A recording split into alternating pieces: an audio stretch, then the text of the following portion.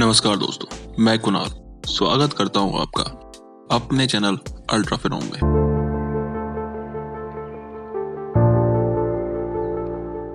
आज हम इस वीडियो में बात करेंगे डीएफसी के बारे में और जानेंगे कि कैसे ये परियोजना भारत की अर्थव्यवस्था के लिए अत्यधिक जरूरी है। पहले जानते हैं कि डीएफसी का मतलब क्या है। डीएफसी का मतलब होता है डेडिकेटेड फ्राइट कॉरिडोर, यानी ऐसी रेल लाइनें जिनका इस्तेमाल सिर्फ माल गाड़ियों के यातायात के लिए किया जाएगा। और मैं यहाँ ये भी बता दूं कि ये आज़ाद भारत में रेलवे की सबसे बड़ी परियोजना होगी। इसकी कुल लंबाई लगभग 3,360 किलोमीटर है। डीएफसी को अभी के लिए 2 हिस्सों में बांटा गया है, जिसमें पहला हिस्सा होगा ईडीएफसी यानी ईस्टर्न डेडिकेटेड फ्राइट कॉरिडोर, और वहीं दूसरा हिस्सा होगा डब्ल्यूडीएफसी यानी वेस्टर्न डेडिकेटेड फ्राइट कॉरिडोर। चलिए पहले बात करते हैं ईडीएफसी के बारे में, ईस्टर्न डेडिकेटेड फ्राइट कॉरिडोर। इसकी शुरुआत होगी सानेवाल से।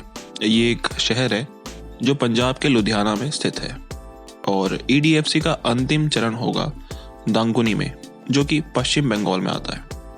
ईस्टर्न कॉरिडोर लगभग 6 राज्यों से होकर गुजरता है, जिनके नाम है पंजाब, हरियाणा, उत्तर प्रदेश, बिहार, झारखंड और वेस्ट बंगाल। इसकी कुल लंबाई है 1856 किलोमीटर। ईस्टर्न कॉरिडोर की अधिकांश फंडिंग आ रही है वर्ल्ड बैंक की ओर से, जिसके हेडक्वार्टर्स वॉशिंगटन डीसी यूएस में स्थित है। चलिए अब बात करेंगे वेस्टर्न कॉरिडोर के बारे में। ये कॉरिडोर ईस्टर्न कॉरिडोर से छोटा है। इसकी लंबाई लगभग 1506 किलोमीटर होगी बस, और ये उत्तर प्रदेश के दादरी से शुरू होकर जवाहरलाल नेहरू पोर्ट मुंबई तक जाएगा। इस बीच ये सभी महत्वपूर्ण बंदरगाहों को भी जोड़ेगा। वेस्टर्न कॉरिडोर 5 राज्यों से होकर गुजरता है, जिनके नाम है हरियाणा, राजस्थान, गुजरात, महाराष्ट्र और उत्तर प्रदेश। वेस्टर्न कॉरिडोर को जीका द्वारा फंड किया जा रहा है। जीका का मतलब है Japan international cooperation agency. Zika ना सिर्फ वेस्टर्न कॉरिडोर बल्कि भारत के नॉर्थ ईस्ट रीजन की डेवलपमेंट के लिए भी काफ़ी सारी फंडिंग करता है। और जैसा कि हम जानते हैं कि जापान काफ़ी कम इंटरेस्ट पर लोन प्रोवाइड करता है, तो यहाँ चाइनीज़ लोन्स की तरह डेट ट्रैप में फंसने का खतरा भी नहीं है। अब चर्चा करते हैं कि आखिर इस परियोजना की आवश्यकता क्या है। देखिए, इस परियोजना की नींव 2006 में ही रख दी गई थी, यानी इस परियोजना को 2006 में ही अप्रूवल मिल गया था। पर जैसा कि हम जानते हैं कि हमारे देश में अगर इंफ्रास्ट्रक्चर से जुड़ी परियोजनाओं को हरी झंडी मिल भी जाए तो भी भूमि अधिग्रहण और लोन अप्रूवल जैसी समस्याओं का हल ढूंढते ढूंढते काफ़ी सालों का समय निकल जाता है। यहाँ पर भी वही हुआ। 2014 में देश के अंदर सरकार बदल गई, और नई सरकार क्योंकि इंफ्रास्ट्रक्चर डेवलपमेंट पर ज़्यादा ध्यान दे रही थी, इस प्रोजेक्ट में भी तेज़ी आई। और इसका मुख्य कारण था कि रेलवेज का फ्राइट शेयर लगातार गिर रहा था।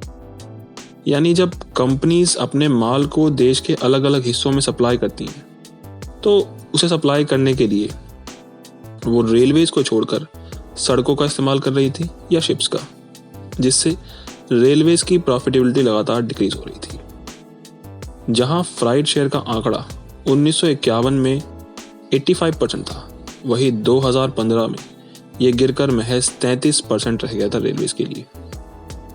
और इसका कारण था पैसेंजर ट्रेन्स। पैसेंजर ट्रेन्स को हमेशा से ही ज़्यादा प्रेफरेंस दी जाती है मालगाड़ियों के मुकाबले। आपने देखा होगा कि मालगाड़ियों को रोककर पैसेंजर ट्रेन्स को क्रॉस करने की अनुमति दी जाती है, जिसके परिणाम स्वरूप माल को एक से दूसरी जगह पहुंचने के लिए जो समय लगता है उसमें वृद्धि आती है। नतीजा, कंपनीज को लॉस फेस करना पड़ता है। एक आंकड़े के अनुसार रेलवेज का 63% से ज़्यादा रेवेन्यू फ्राइट से आता है, वहीं पैसेंजर से महज 30%। अब ऐसे में ये आंकड़ा और ना गिरे, इसके लिए डेडिकेटेड कॉरिडोर्स लाए गए।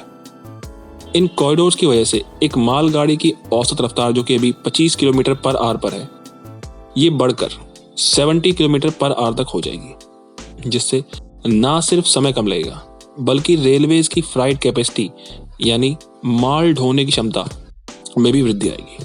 एक आंकड़े के अनुसार रेलवेज की फ्राइट कैपेसिटी 5400 टन से बढ़कर 13,000 टन तक हो जाएगी कॉरिडोर्स के ऑपरेशन होने के बाद। और अगर बात करें इसके कंप्लीशन डेट की, तो सरकार द्वारा उम्मीद की जा रही है कि जून 2022 तक ईस्टर्न और वेस्टर्न DFC को कंप्लीट करके ऑपरेशनल बना दिया जाएगा।